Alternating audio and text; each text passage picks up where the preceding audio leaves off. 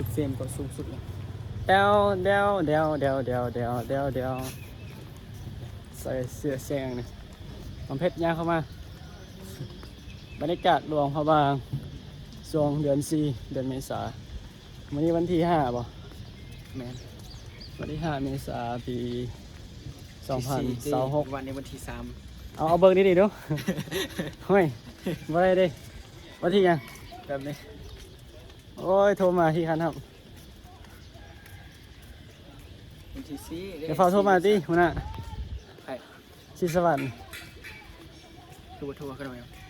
เอาคือบ่เดินมานำกันซั่นน่ะโอ้ยบ่ฮู้มุมกล้องบ่ย่างเข้ามาหามุมกล้องมั้ยตอนนี้เขาอยู่เมืองลานซางสิเจ้าฮู้บ่คำว่าหลวงพระบางย่อมาจากไสไปทำมานั่งมาอย่าทันไงตอนนี้จะไปหาวัดคีรีโอ้ยใช้เวลาประมาณแค่ชั่วโมงวะน่ะได้นาทีจะได้ใส่บ่ฮัดสมองไปหาหมู่ที่ไม่ไป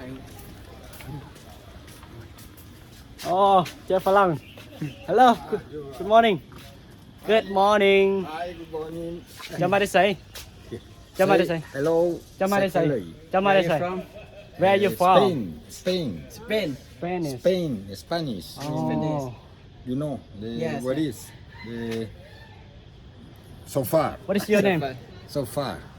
Your name Roberto. Roberto Roberto. Okay Roberto. How about you Good name Ruth. Ruth. What is your name Ruth. Ruth from Ruth Spain and Roberto. Or From your Spain. spoon Spoon. a spoon your family Yeah. Spouse. your husband Husband and wife. and wife Wife. How long have you been How long have you been in หลวงพระบาง How How long Today, one day 3 days. 3 days ago. 3 days. And take a picture. Sorry. Spain they know Lamin Yamal Lamin Jamal. Lamin Jamal. Good player. Good player. Lamin Yamal good player Good player. My friend from Spain everyone Say you. say hi from Spanish Yeah. Spain but he came to visit หลวงพระบาง Lamprawan. But now take off. when you go back when do you go back Then when do you come back go back go back hometown to Spain Indonesia. Oh Indonesia. Oh, Cambodia. Cambodia. Oh, Drangers. Now Cambodia Drangers next to you. Drangers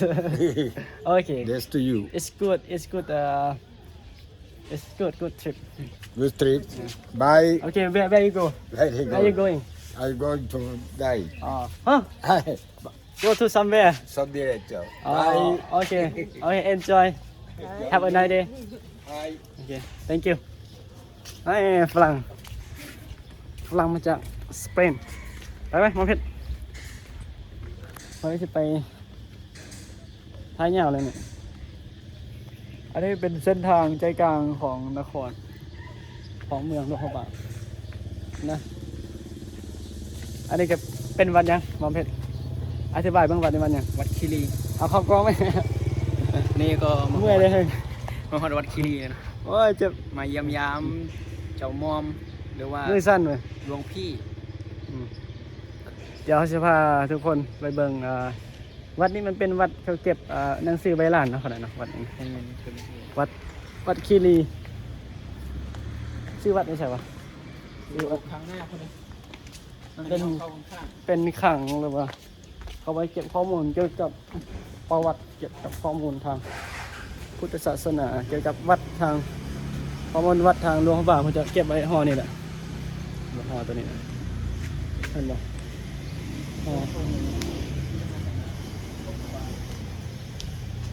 เดี๋ยวจะพาทุกคนไปเบิ่งมีพระอยู่บ่วัดนี้หมู่อยู่บ่เนาะหมู่นะว้าโธ่มีแต่ขี้ฝุ่น บ่แม่นว่าบ่มีแดดมันที่ฝนนี่โซนดนซีนะเป็นจังซี่แหละนมัสการครับสบายดีไอ้จัวมอมอยู่บ่มอมบุญหันไปใส่ ปักขันคุณ ไปสูดบ่ บอกไปทาสี่ปักขันลุม อ๋อเดี๋ยวเขาย่างไปหาแล้วบ่ไปโอ้นี่หมู่บ่อยู่เนาะพยายามเพื่อนไม่อยู่ เดี๋ยวขออนุญาตพูดภาษาไทยแลนด์นะยอมขอเจริญพร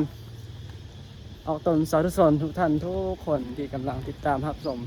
ช่อง YouTube ของคนต่างถิ่นสตูดิโอฝากกดไลค์กดแชร์ตริง จริง กดติดตามเนี่ยนะ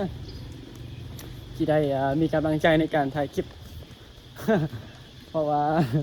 มันต้องมีกำลังใจเนาะมีแรงบันดาลใจนิดนึงถึงจะถ่ายได้ในคลิปนะบัดสไตล์ดูเขาบ่าประมาณนี้นะโยมนะสไตล์โบสถ์ซิมอุโบสถเนาะนี่เป็นอุโบสถเนาะขนาด ๆแม่นอุปสมบท อุโบสถของวัดมันติดกันประมาณ5-6 วัดนะเรียนติดกันเลยภายในในเมืองตัวนี้เยอะเดี๋ยว6 นาทีเดี๋ยวสิขอปิดคลิปไว้เนาะแอนนิวก็ขอเจริญพรเนาะขอบคุณขอบใจที่ติดตามเอาเจอกันคลิปต่อไป